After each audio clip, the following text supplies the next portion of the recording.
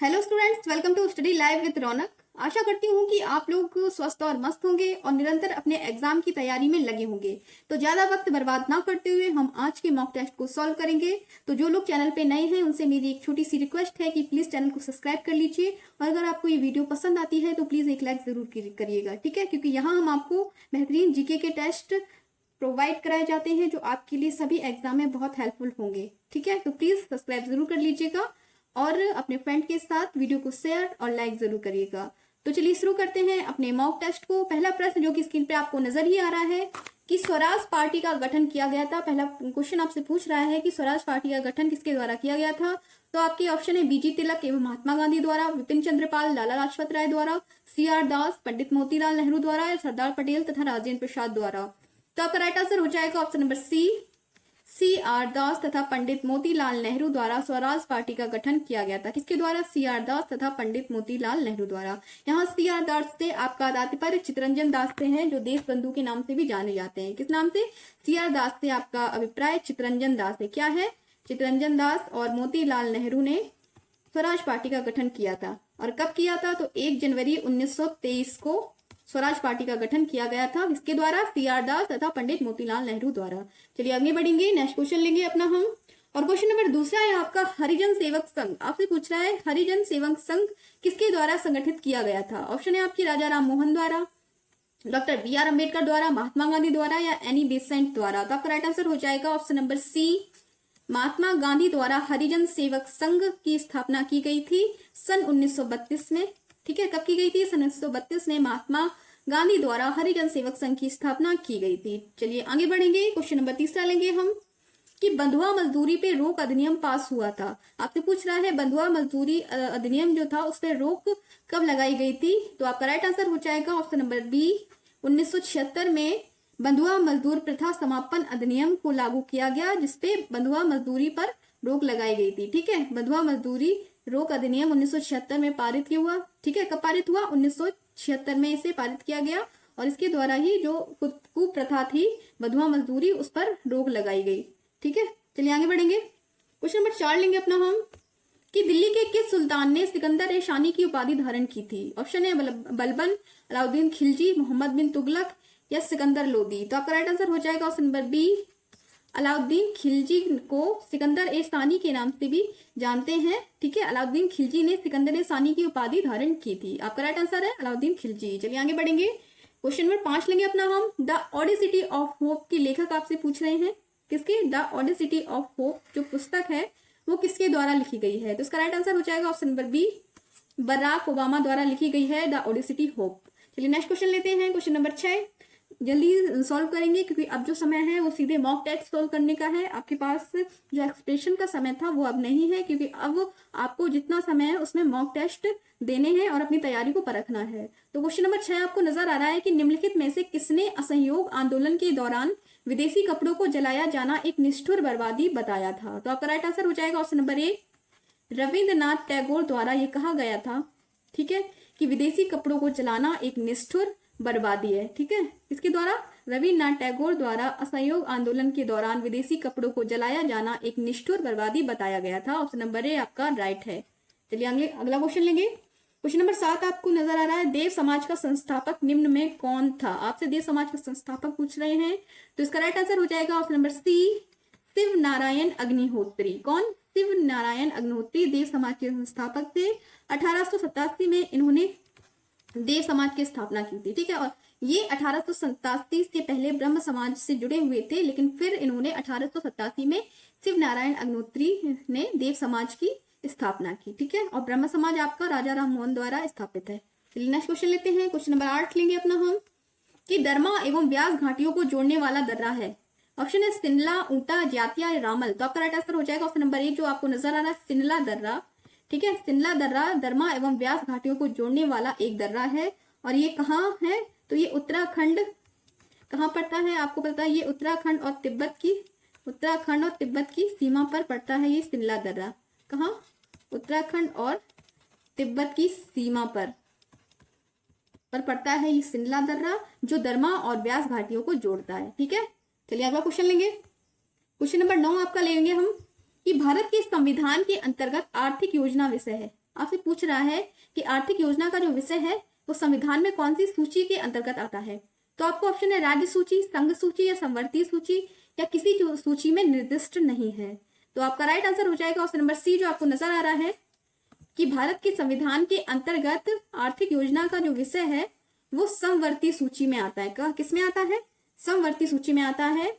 और अब वर्तमान में 52 विषय जो हैं वो समवर्ती सूची में शामिल किए गए। कितने विषय हैं वर्तमान में? पहले 47 थे, लेकिन अभी जो है वो कितने हो गए हैं? 52 विषय समवर्ती सूची में सम्मिलित है। चलिए अगला क्वेश्चन लेंगे। क्वेश्चन नंबर 10 है आपका, निम्न में से किस एक की संस्तुति के आधार पर मूल कर्तव्यों से संबंधित प्रावधानों को भारत के संविधान में जोड़ा गया था। तो आपका राइट आंसर हो जाएगा ऑप्शन नंबर सी, आपका सही है।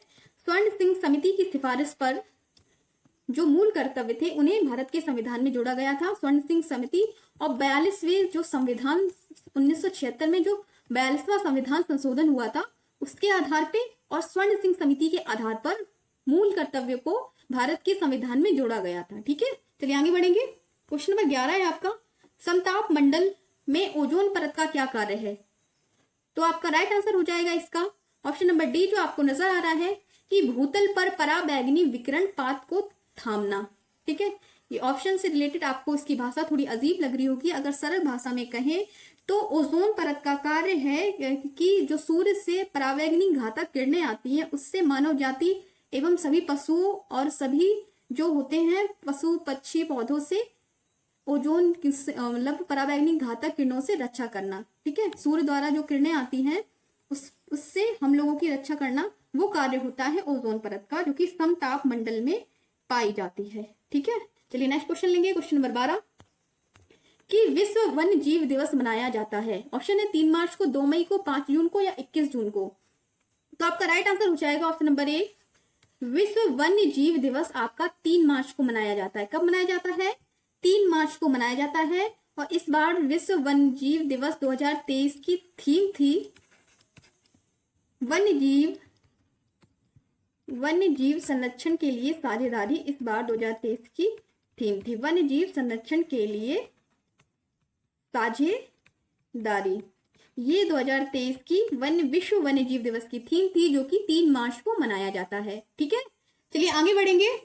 क्वेश्चन नंबर 13 है आपका, बिजली के बल्ब का फिलामेंट किसका बना होता है। तो आपका राइट आंसर हो जाएगा, बिजली के बल्ब का जो फिलामेंट होता है वो टंगस्टन से बना होता है, जो कि एक बहुत ही मिश्र धातु है। ठीक है, कैसी है? मिश्र धातु टंगस्टन, और उससे बना होता है बिजली के बल्ब का फिलामेंट। चलिए नेक्स्ट क्वेश्चन लेते हैं। क्वेश्चन नंबर 14 है आपका, भारत में किस गवर्नर जनरल को स्थानीय स्वशासन का पिता कहा गया है। ऑप्शन है Lord Wellesley, Lord Canning, Lord William Bentinck या लॉर्ड रिपन। तो आपका राइट आंसर हो जाएगा option number D, Lord Ripon.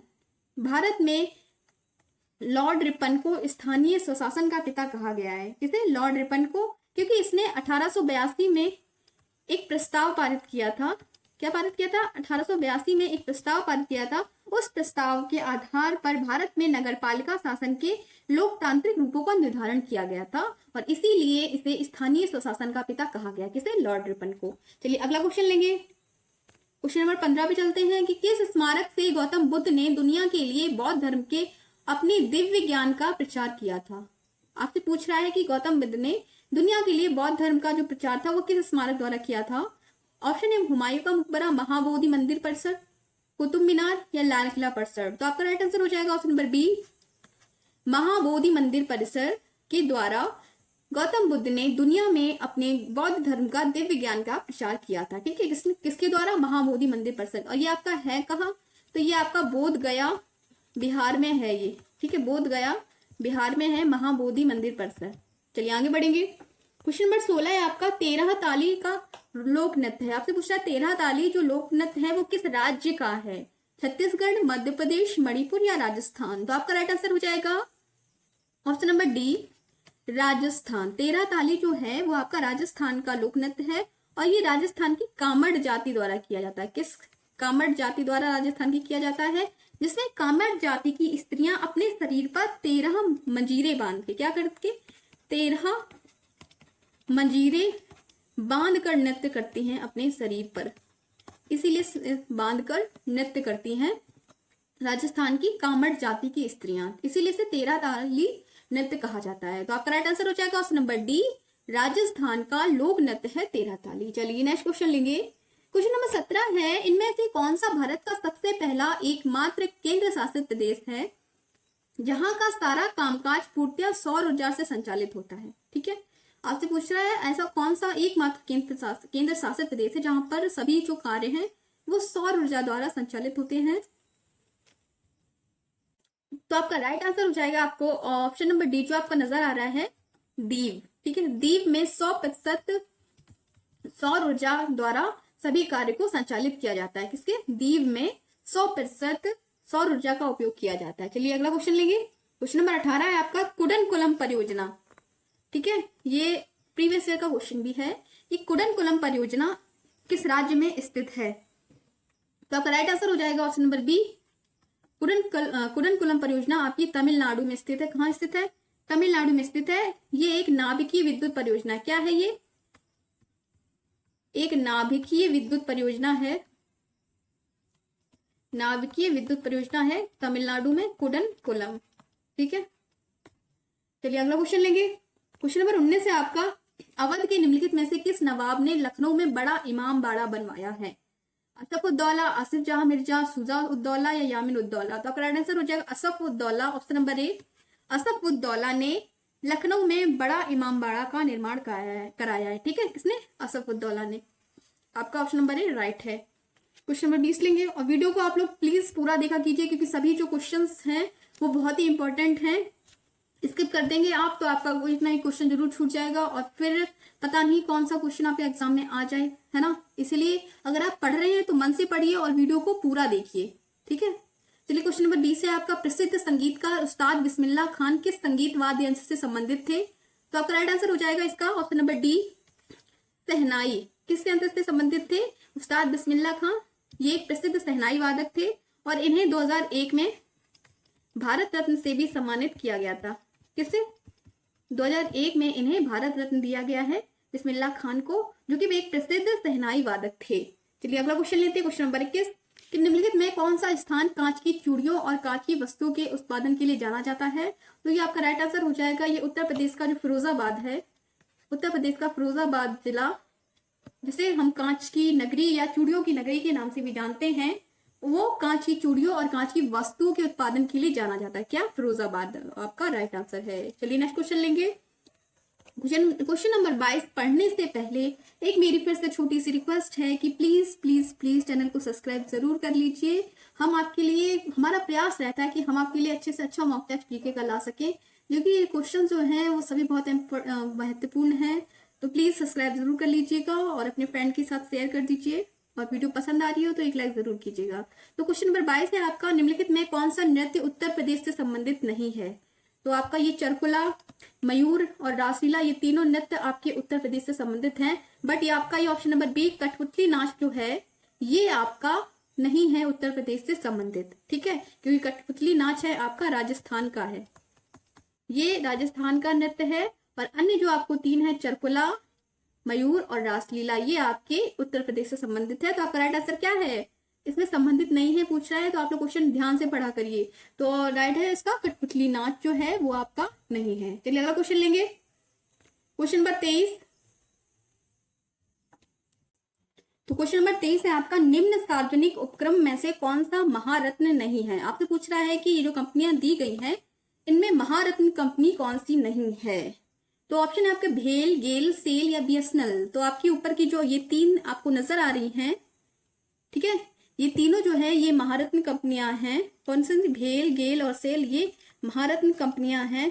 But आपकी जो ये बीएसएनएल है ये आपका राइट आंसर है, क्योंकि इसे अभी महारत्न कंपनी में शामिल नहीं किया गया है। ठीक है, चलिए अगला क्वेश्चन लेंगे। क्वेश्चन नंबर 24 है आपका, कोयना जल विद्युत संयंत्र कहाँ स्थित है? आपसे ये पूछा जा रहा है कि कोयना जल विद्युत संयंत्र कहाँ स्थित है। ठीक है, तो यहाँ आपका राइट आंसर हो जाएगा ऑप्शन नंबर सी, महाराष्ट्र। कहाँ स्थित है कोयना जल विद्युत संयंत्र परियोजना आपकी? तो वो आपकी महाराष्ट्र में स्थित है। ठीक है, महाराष्ट्र आपका राइट आंसर है। चलिए अगला क्वेश्चन लेंगे। क्वेश्चन नंबर 25 कि 5 सितंबर को निम्न में कौन सा दिवस मनाया गया है हाल ही में? तो आपका ऑप्शन है अंतर्राष्ट्रीय शिक्षा दिवस, अंतर्राष्ट्रीय चैरिटी दिवस, अंतर्राष्ट्रीय कुपोषण दिवस या अंतर्राष्ट्रीय मतदाता दिवस। तो आपको बता दें कि 5 सितंबर को वैसे तो राष्ट्रीय शिक्षा दिवस मनाया जाता है, सर्वपल्ली डॉक्टर राधाकृष्णन की जन्म दिवस थे, लेकिन अंतर्राष्ट्रीय दिवस की बात करते हैं तो ऑप्शन नंबर बी आपका राइट है। 5 सितंबर को अंतर्राष्ट्रीय चैरिटी दिवस मनाया गया था, ठीक है, अंतर्राष्ट्रीय चैरिटी दिवस, जो कि मदर टेरेसा की पुण्यतिथि के उपलक्ष्य में मनाया गया अंतर्राष्ट्रीय चैरिटी दिवस, ठीक है।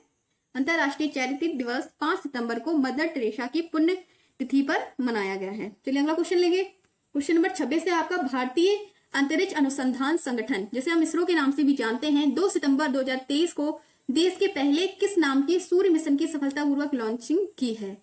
तो चंद्रयान के सक्सेसफुल होने के बाद इसरो ने सूर्य मिशन पर अपना सफलतापूर्वक लॉन्च किया है और उसका नाम है option number B, Aditya L1 की सफलतापूर्वक सूर्य मिशन की लॉन्चिंग कर दी है इसरो ने, ठीक है। कब? 2 सितंबर 2023 को। ऑप्शन नंबर बी आपका राइट है। चलिए अगला क्वेश्चन लेंगे। क्वेश्चन नंबर 27 है आपका, किस महिला अधिकारी को रेलवे बोर्ड का अध्यक्ष बनाया गया है? जया वर्मा सिन्हा, किशोरी वर्मा सिन्हा, रूपा वर्मा सिन्हा या अमीषा वर्मा सिन्हा। तो आपका राइट आंसर हो जाएगा ऑप्शन नंबर ए, जो आपको नजर आ रहा है। जया वर्मा सिन्हा को पहली बार किसी महिला को रेलवे बोर्ड का अध्यक्ष बनाया गया है मोदी सरकार में। वो कौन है? जया वर्मा सिन्हा, ठीक है। तो ऑप्शन नंबर ए आपका राइट है, जया वर्मा सिन्हा को रेलवे बोर्ड का अध्यक्ष बनाया गया है। चलिए नेक्स्ट क्वेश्चन लेंगे। और क्वेश्चन नंबर 28 है आपका, 59वें नेशनल फिल्म अवार्ड्स किन अभिनेत्रियों को बेस्ट एक्ट्रेस के अवार्ड के लिए चुना गया है? तो आपका राइट आंसर हो जाएगा option number B, Alia Bhatt तथा कृति सेनन। आलिया भट्ट को उनकी फिल्म गंगूबाई काठियावाड़ और कृति सेनन को उनकी फिल्म मिमी के लिए बेस्ट एक्ट्रेस का अवार्ड संयुक्त रूप से दोनों को दिया गया है, ठीक है, आलिया भट्ट तथा कृति सेनन को। ऑप्शन नंबर बी आपका राइट है। चलिए अगला क्वेश्चन लेंगे। क्वेश्चन नंबर 29 है आपका, कि चंद्रयान 3 के रोवर का नाम क्या रखा गया है? ऑप्शन है शिक्षा, प्रज्ञान, भूमि या शिखर। तो आपका राइट आंसर हो जाएगा ऑप्शन नंबर बी, जो आपको नजर आ रहा है। चंद्रयान 3 के रोवर का नाम प्रज्ञान रखा गया है, जिसका अर्थ है बुद्धिमान, ठीक है, जिसका अर्थ होता है बुद्धिमान।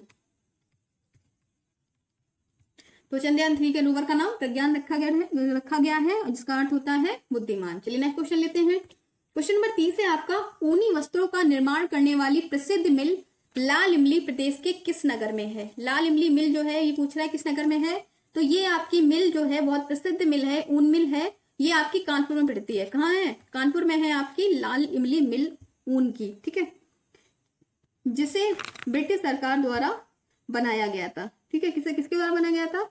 ब्रिटिश सरकार द्वारा बनाया गया था कानपुर में 1876 में। कब निर्माण हुआ था इस लाल इमली ऊन का? 1876 में, ठीक है। और इस मिल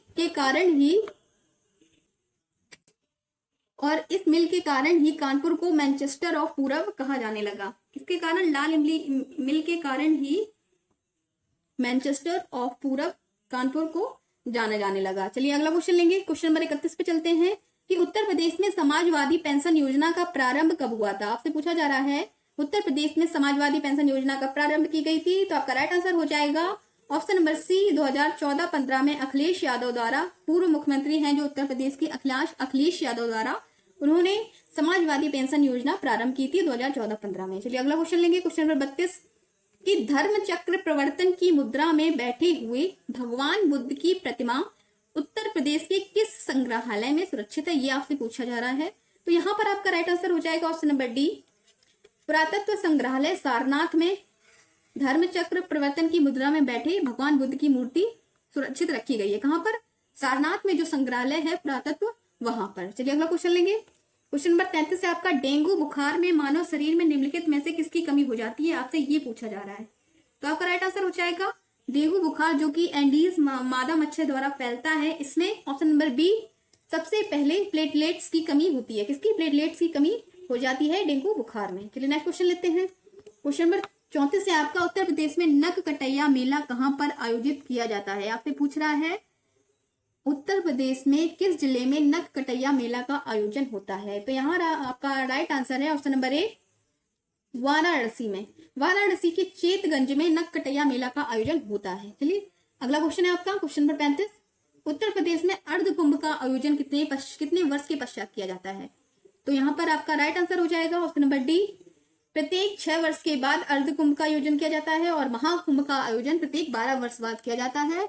और जो विश्व का जो सबसे बड़ा मेला है वो कुंभ मेला ही है, ठीक है, जो कि उत्तर प्रदेश के प्रयागराज जिले में लगता है। महाकुंभ मेला जो कि विश्व का सबसे बड़ा मेला जाना जाता है, प्रत्येक 12 वर्ष के बाद लगता है। और अर्ध कुंभ मेला प्रत्येक 6 वर्ष के पश्चात उत्तर प्रदेश में लगता है। चलिए नेक्स्ट क्वेश्चन लेंगे। क्वेश्चन नंबर 36 है आपका, उत्तर प्रदेश के लोक सेवा आयोग के अध्यक्ष की नियुक्ति कौन करता है। यहाँ पे उत्तर प्रदेश के लोक सेवा आयोग की बात हो रही है, यानी राज्य लोक सेवा आयोग की बात हो रही है। तो यहाँ पर राइट आंसर हो जाएगा ऑप्शन नंबर डी, राज्यपाल नियुक्ति करता है। अगर वही यहाँ पे बात होती कि संघ लोक सेवा आयोग की नियुक्ति कौन करता है, तो यहाँ पर आपका राइट आंसर हो जाता है राष्ट्रपति। लेकिन यहाँ पे उत्तर प्रदेश के लोक सेवा आयोग की बात हो रही है, तो वहां पे कौन नियुक्त करता है, राज्यपाल अध्यक्ष की नियुक्ति करते हैं। चलिए अगला क्वेश्चन लेंगे। क्वेश्चन नंबर 37 है आपका, कौन व्यक्ति हाल ही में Steel Authority of India Limited SAIL के नए अध्यक्ष के रूप में नियुक्त किए गए हैं।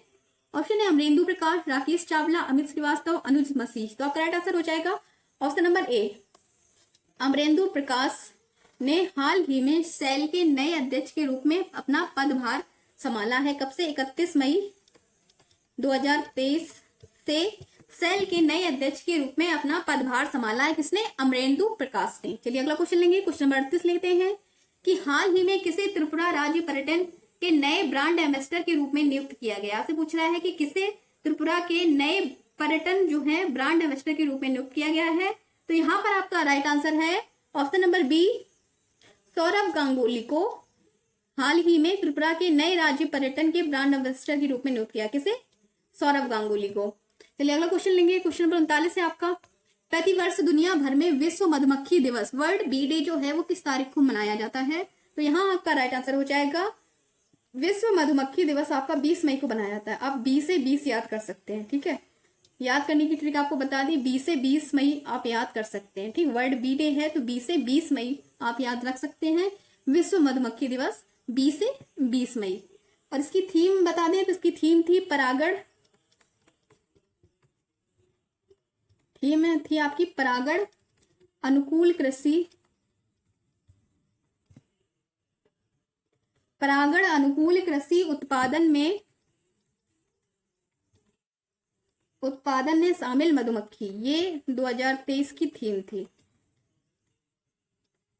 ठीक है। वर्ल्ड बी डे की थीम थी परागण अनुकूल कृषि उत्पादन में शामिल मधुमक्खी, 2023 थीम थी। और कब मनाया जाता है, तो 20 मई को मनाया जाता है। चलिए लास्ट क्वेश्चन लेंगे। क्वेश्चन नंबर 40 है आपका, हाल ही में केंद्र सरकार ने किरण रिजिजू के स्थान पर किसे भारत का नया कानून मंत्री बनाया है। पहले किरण रिजिजू के पास था कानून मंत्रालय, अब किसे बनाया गया है। तो आपका राइट आंसर हो जाएगा option number B, Arjun Ram Meghwal को यह पद सौंपा गया है कानून मंत्री का, ठीक है। पहले किरण रिजिजू थे, अब नए आपके कानून मंत्री कौन है, तो अब है अर्जुन राम मेघवाल आपके नए कानून मंत्री के रूप में इन्होंने पद ग्रहण किया है, ठीक है फ्रेंड्स। तो फ्रेंड्स ये थे आपके आज के 40 महत्वपूर्ण प्रश्न जो कि बिल्कुल एग्जाम ओरिएंटेड हैं। सभी प्रश्न बहुत महत्वपूर्ण हैं। तो आप लोगों से मेरी एक छोटी सी रिक्वेस्ट है कि प्लीज वीडियो को पूरा देखा कीजिए, क्योंकि सभी प्रश्न बहुत महत्वपूर्ण है, पता नहीं कौन सा प्रश्न कब आ जाए, इसीलिए वीडियो को स्किप मत किया कीजिए, पूरा देखा कीजिए, ठीक है। तो फ्रेंड्स अगर आप चैनल पे नए हैं तो चैनल को सब्सक्राइब जरूर कर लीजिएगा, और वीडियो पसंद आ रही हो तो एक लाइक जरूर कीजिएगा। तो फिर मिलते हैं हम कल एक नई वीडियो के साथ, तब तक के लिए नमस्कार, take care and good bye.